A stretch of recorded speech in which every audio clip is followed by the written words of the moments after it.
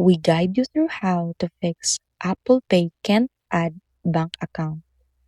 First thing you need to do is make sure your bank supports Apple Pay and that your bank account type is eligible for linking, because unsupported or restricted accounts will fail during setup.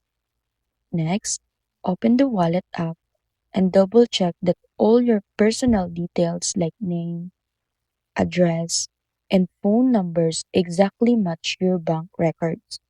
Then, check your internet connection and confirm that Apple Pay services are not temporarily down.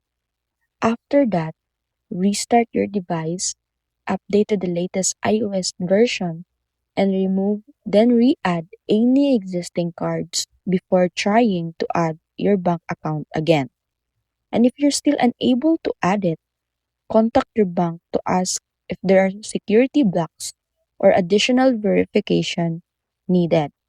Then, reach out to Apple support if the bank confirms everything is clear. So that's it.